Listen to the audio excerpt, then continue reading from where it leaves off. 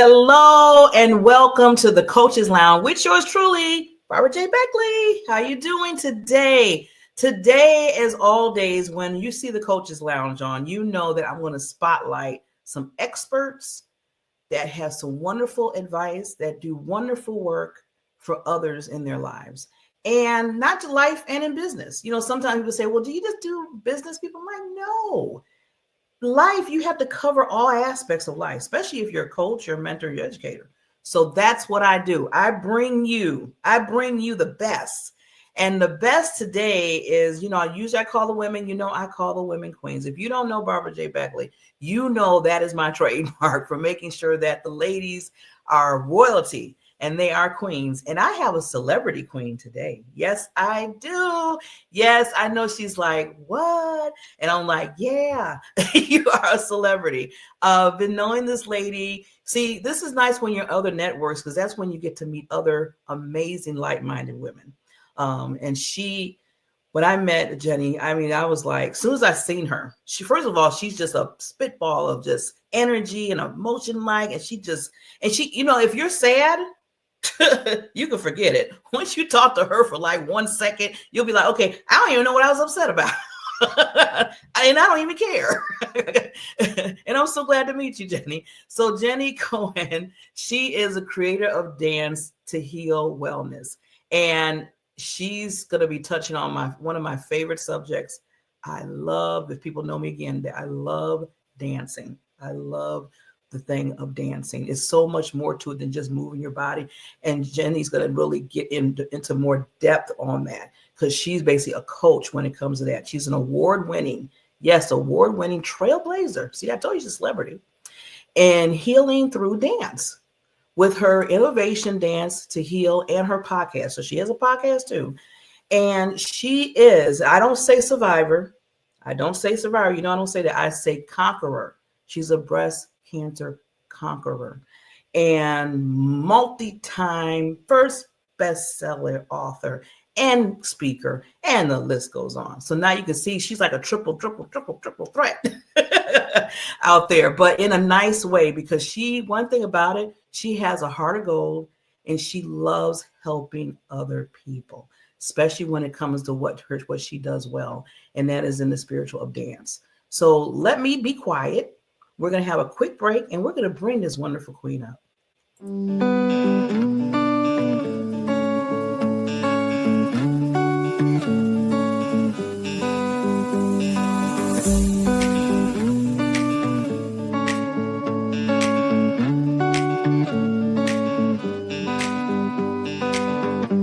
is Barbara J. Beckley, and I'm a visibility and social media strategist.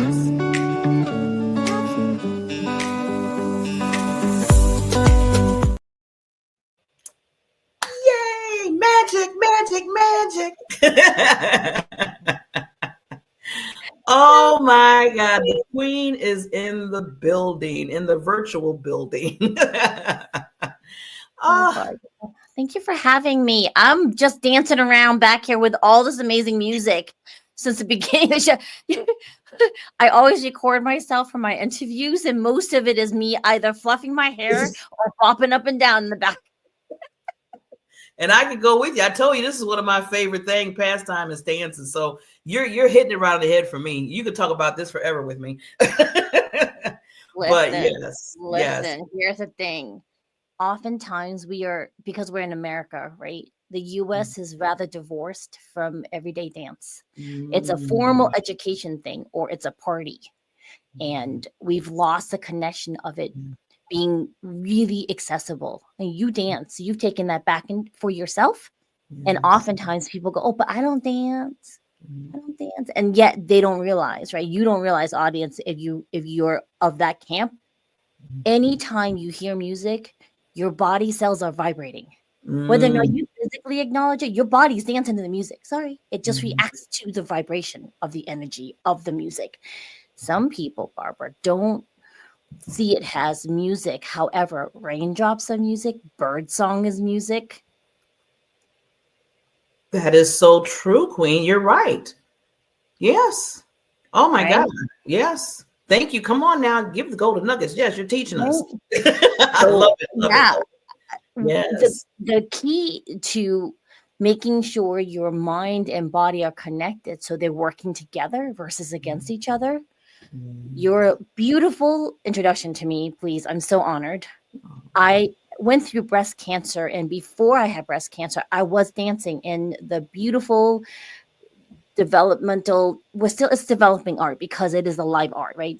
Belly dancing comes from different countries and it's still evolving in those countries. And I was studying mostly Egyptian based, and I had some Moroccan dance.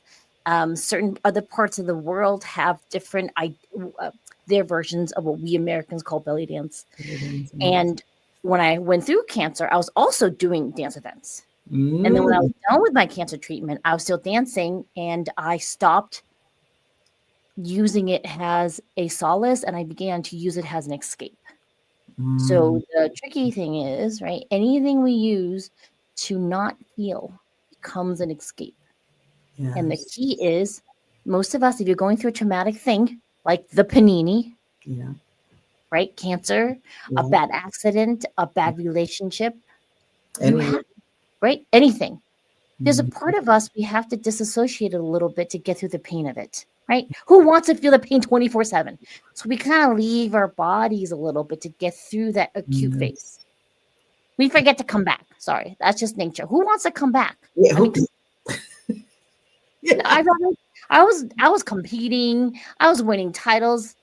You know, during my cancer treatment, I was thinking, "Oh, this is great," and then I almost missed.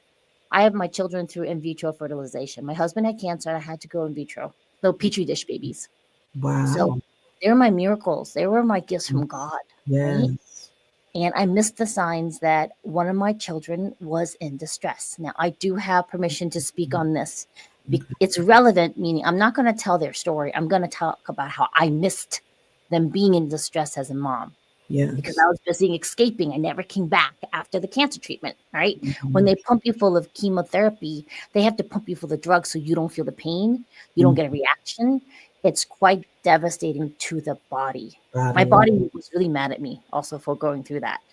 So I never came back. And my children are my miracles, Barbara. And I missed the signs that one of my fraternal twins was self-harming severely. We're not talking about some kids do it for attention. This child was doing it under their clothing in areas I wouldn't think to see. Oh, wow. They're making groove on groove, trying to cut through vital things and making plans. And I bring this to your attention because they were homeschooled. It wasn't as if they weren't with me. I just missed all the signs that they were masking. They were the perfect child. And they were in distress. And thank goodness they trusted me enough to bring it to my attention. And here's the thing. At first, I was very clinical, Barbara. I was like, I got you. It's fine. You know, I'm an OT. I'm the original OT. Like, I OT'd you to death to homeschool you children. So I'm going to lock up the knives, lock up the scissors, lock up. Oh, I got you. I know all your pencil sharpeners have a blade. I got all those put away. It wasn't still present, Barbara. I still wasn't present. I just thought, you know, automatic, clinical. I've worked in hospitals. I've been in psychiatric wards as an OT for children. I thought I had it locked down, set this child up for therapy, locked all the instruments up, went right back to my dance as an escape. That child knew I wasn't still there. So 2 weeks after back, right? Even with the therapy, even with everything locked up, I had missed a drawer full of new knives. And my child, and I get emotional because it's really important. I want you to understand this. My child hid away a brand new fish fillet knife and waited for me to go away for a dance event. And then knew that if they could get father and other sibling to eat pizza, they would fall asleep. And then locked themselves up in the bathroom and carved up their arm. Oh, Jenny. Barbara, you know, and this is really important. And that was my moment when God just kind of grabbed me and said, stop running. Yes. Like, you got it. You're going to lose this baby. This baby you asked me for, this miracle baby you begged me for, you missed the boat and you're about to lose this child. And so that was when I had to be like, okay, how do I still keep dance in my life? It is life-saving and get present. Yeah. That became the Dance to Heal Wellness program, because it was a good 2 tough years of keeping my baby safe.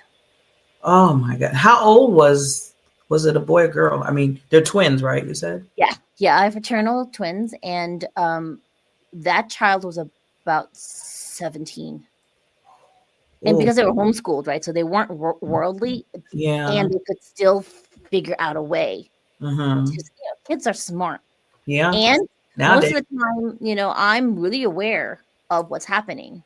But I, since the cancer, I was under treatment about a year and a half, almost 2. And they were kind of on their own, because when you're going through chemo or any type of thing, I specifically had chemo rages. I had some brain damage from the chemo. No one talks about that. They can't stop the chemo from going into your brain, Barbara. It's just into your body, right? So that was happening, and I really missed a lot of the signs. And thank goodness she wasn't willing to really give up on herself yet. It was just needing us to be there for her. So I dropped everything. And it was a hard battle to get myself to stay present. Today, both my kids will be, what is that Dean's List? Graduating soon. Okay. And just really excelling at their lives. And I can be here talking to you and know exactly where my kids are at, know how my husband's doing. Yeah. Right. Versus before, I was just kind of floating around, and I'm going to ask anyone listening to this is your wake-up call. Are you in your body enough so that the people important to you could come to you for help, and you would know if they were in distress? Does that make sense? Here's the thing. I could only save that child because she came to me, right, Barbara? Yes. Right? Okay, so I want anyone to be feeling guilty if someone left and you didn't drop the ball on anything. I'm not saying that. I'm saying if you want to be there and they ask for help, how do you be there for yourself first? Yes. I had to do that. And then be able to, in a non-toxic way, keep tabs on my family. They can be independent. And if I feel it, then I wait for them to come around. Now they don't, then they get a little bop on the head. Like, hello, we went through that already. I know you're just best this time. I'm just waiting for you to wake the hell up. Like, hello. They'll be wasting all that time that we put, spend bringing you back from the brink. I love it. You said hello. Wake up. Oh my God. You know what? You just answered. See, you did so much with all those golden nuggets, and then you took me on a roller coaster, Queen. So what I want to go back to real quick is I loved, first of all, you being open and explaining that, because a lot of people need to hear that. Because sometimes you might think that you are paying, you're paying attention, like you said, you thought you were paying attention to this and this was going on with your child and all this stuff. And then come to find out, oh my God, look what was going on here. How did I, so then you had to stop and say, okay, I need to do something now. Because how did I miss this? And not so much, I don't want people feeling, like you said, guilty or be like, oh my God. But just the point of when you need to tell yourself, this is what I need to do now. I need to make some changes here. Yeah. Exactly. Because has a central parental figure, right? So, I did give birth to my children. Any person in your life that you care about deeply, emotionally, right? You know if they're in trouble or not. And if you're not in your body to take care of yourself first, there's no way you could help anyone. No. There's no way. My son was diagnosed with type 1 diabetes about 4 years before I got cancer. You know why I got cancer? Because I wasn't sleeping for 4 years. I was afraid he was going to die in his sleep. And I was so angry at God. I stopped talking to God. I was like, how dare you? You gifted me these precious miracles. And then you gave my son type 1 diabetes. Like, what in the world? Explain. No, don't even talk to me, God. Like, here's a hand, God. Like, I was so mad, right? I was so pissed.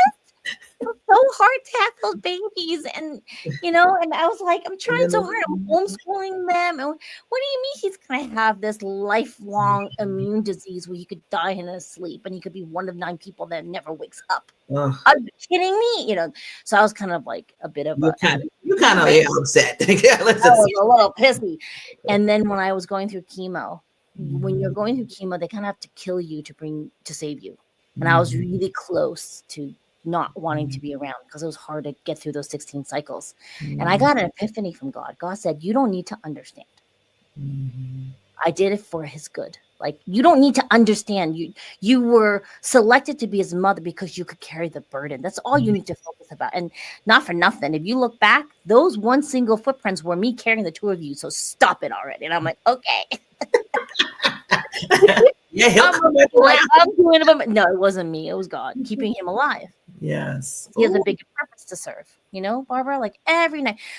We have a cat, our oldest cat. We have 12 now. Our oldest You cat. have 12 cats? At one point, we had 13. Okay, so I'm going to get to that. Remind me about the cat story. So Mushy, I was working at the YMCA, has a cardio belly dance instructor. Okay. And the director, they would catch feral mommy cats and their kittens and fix the moms and then home the babies. And I was teaching there. And my child had just come home from the hospital, not smiled in 2 weeks, because when Daniel was diagnosed, he almost died. We didn't know. He was really sick. His blood sugar was 480 when we brought him into the hospital. And I thought he was having an asthma attack. He was going into ketone acidosis, which means your brain and heart are starting to like shut down. I didn't know, right? Yeah. And I had brought him to work after being in the pediatric NICU and all the stuff. He was now getting shots, and out of the blue, this is a little ugly kitten, really ugly. Which was the ugliest kitten, but really fluffy. And when Daniel picked her up, she purred, and he put it down. She stopped purring. Picked her up, she purred, and he smiled. And I went, that damn kitten is going home with us. What you said, it's his home now. This is now, and that cat grew up able to come to get me in the middle of the night when Daniel was low. Wow. He was getting 40 blood sugars, folks. That's too low. You want to be between 80 and 120. He was 40, about to, and that cat would consistently mew, mew, mew, 2 o'clock in the morning, 3 o'clock in the morning, because I was practicing my belly dance in the basement somewhere, because I wouldn't sleep until 4. And then my husband would get up at 4. Like, we did this thing where my son was always being monitored. Yes. And that cat would come get me. And sure enough, my child would be a 40 blood sugar. Wow. So really, like, all these things, all these stories are just reiterating that God was watching out for us. And I had to hold on to that faith and not lose track of it. Yes. Right? Yes. Yeah. Yeah. And everything that you go through, Queen, like I always tell people, that your stories, what you tell, is giving people hope and even keeping them understanding that, you can live life, or you should live life. Yeah. Yeah. And they're not don't feel alone. I always tell people, I said, when you tell your story, there's 3 things. It's like you're saving a life. You don't even realize who life you're saving. Second of all, you're giving people hope. And third, they're not alone. You're not alone. I went through it. We went through it. I mean, I just, that's why we had the like-minded people like us, like I say, I love when I come together with like-minded people, especially the queens. And, your stories kind of go into my stories, because you had breast cancer. Well, I had uterus cancer. So it's been 13 years now I've been a conqueror. And that's why I always tell people I use conqueror, because survivor, you're not just surviving. You're not just like, oh, I'm just here. Are you looking at this queen right now, everybody? She don't look like that. She's like, so it ain't no like, okay, I'm just trying to get over the hump. It's like, I'm a conqueror of this, and I'm here to tell the story, just like what you did with your children and everything. So I love it, love it, love it. Now we have to get to this, because I love when you said the importance of learning, moving to bloom, to access. So I want you to get a little into it, talk a little bit about that. Yes. When I was in recovery after breast cancer and attempting to stay present enough to keep my child safe, we started to unpack that my childhood wasn't that rose-colored lenses I was wearing. Because when I was ready, the teachers came, and I started to learn that I have been masking all my life. All my life. All right. And that there were certain things in my past I never resolved. And why am I talking about that? Because when a child feels powerless, we physically feel trapped. We physically feel trapped. All right. We're either made to stand in a corner. or if there's essay involved, we were held down in some way, correct? Mm-hmm. I was essayed as a child, so I was held down, or I was abandoned, left behind. That so my child parts are telling the story to you right now. As the adult, it was my parents had to separate because my father immigrated to the States, and my mother had to keep working in Taipei, the capital. And my father's parents, because in Chinese culture, you're married into the husband's family. The daughter, it's kind of like given to the other family, kind of, And so my mother was married into my father's family, so she really couldn't ask for help from her family because she was out of the family into this other family. And because they're very chauvinistic, a lot of Asian cultures. Sorry, it is. We said it is.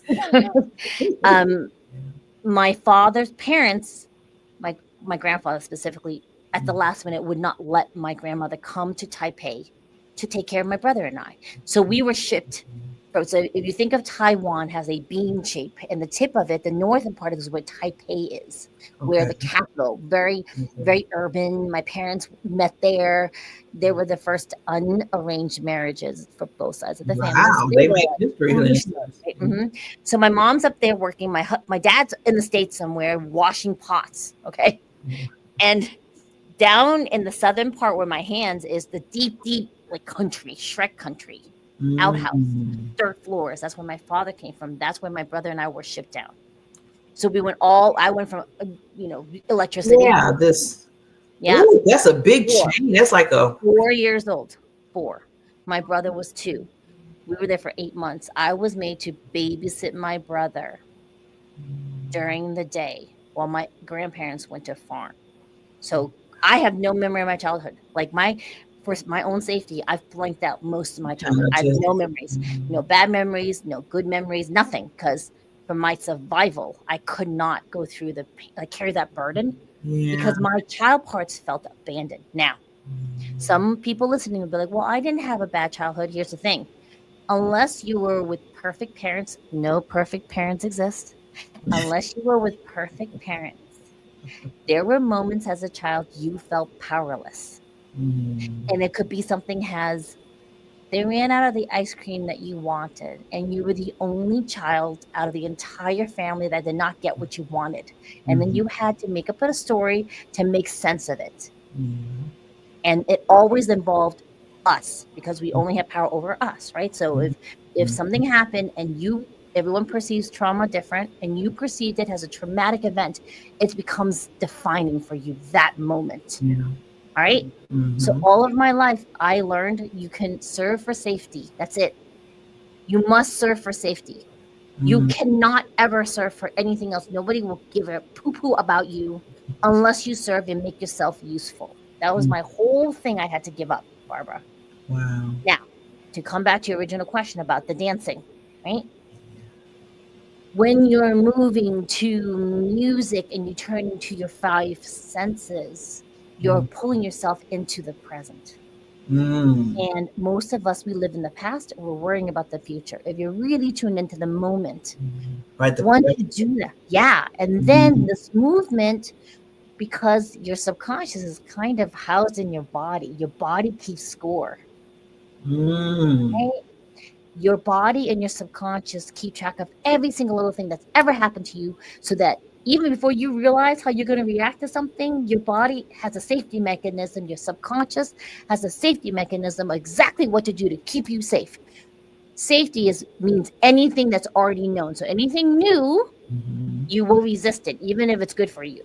Right? It's just a thing. Like, for example, people who keep making friends that take them for granted. That was me. Until I realized that was a pattern I had to break, because otherwise, what was the pattern? They take me for granted. I get upset. I feel sad, alone, abandoned. Same story again and again. I had to rewire that whole thing to let it go. Now, Barbara, I don't serve for safety, boo. Wow. I serve because I want to.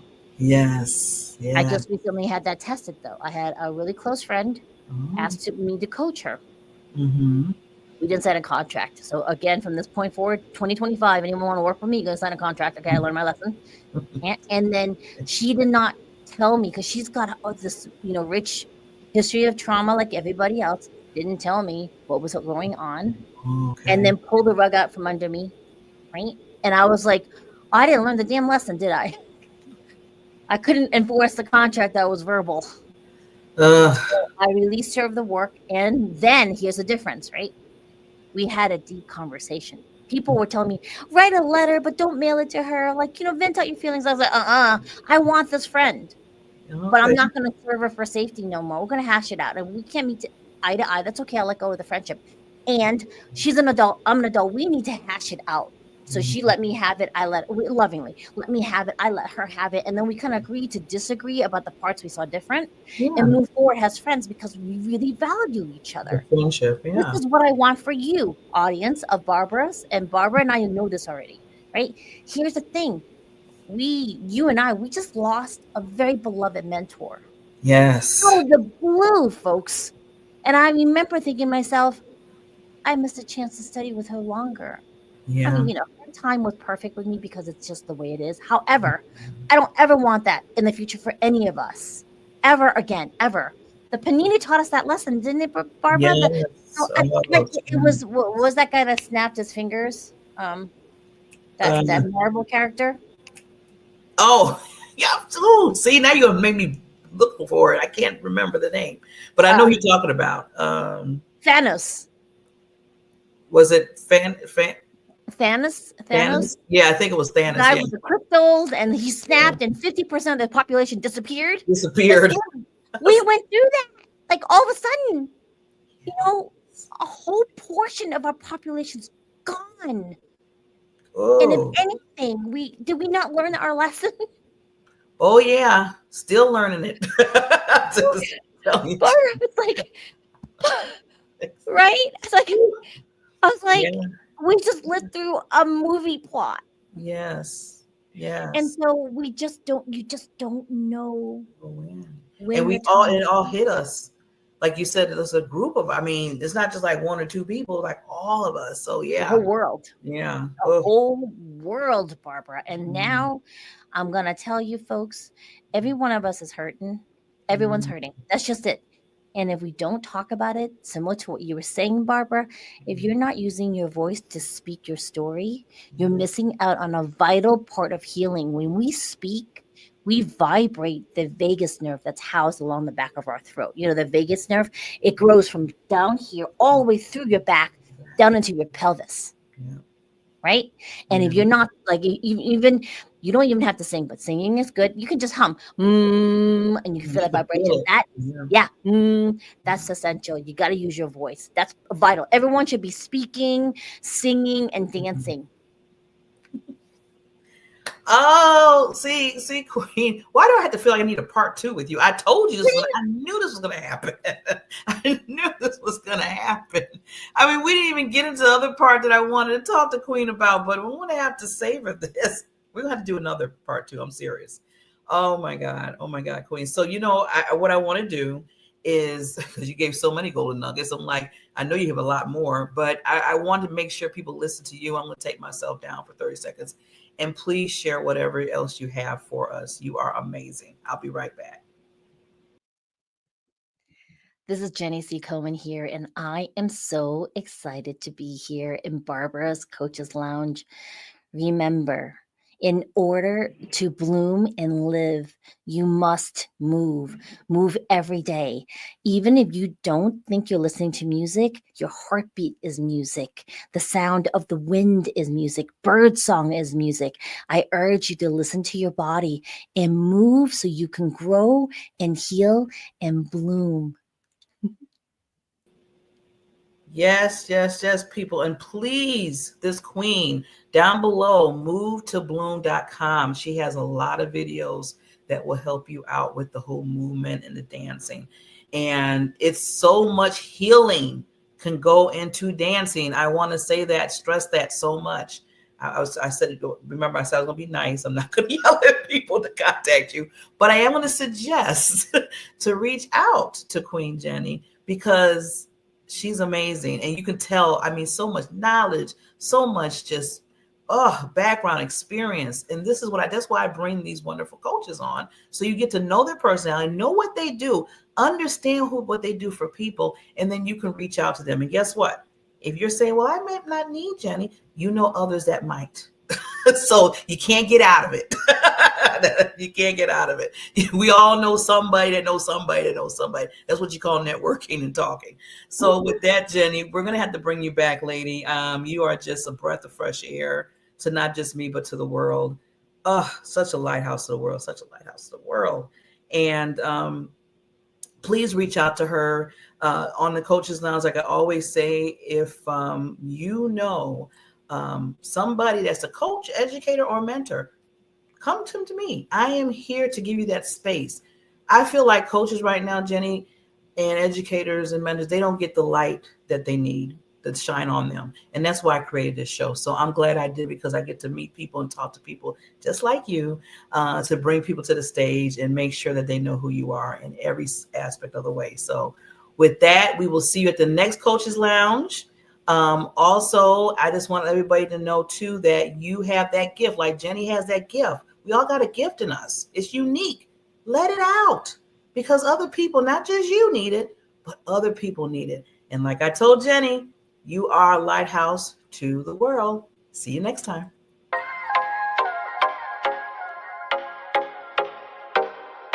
Introducing the Diamond Factor Network, where we turn your business into a beacon of success. Imagine having your TV streaming show reaching audiences far and wide. It's possible with the Diamond Factor Network.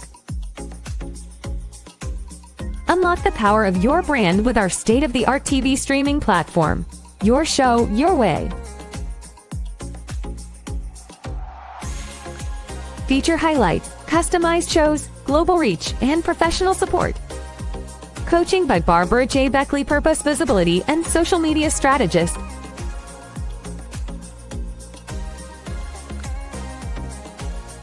Ready to elevate your brand?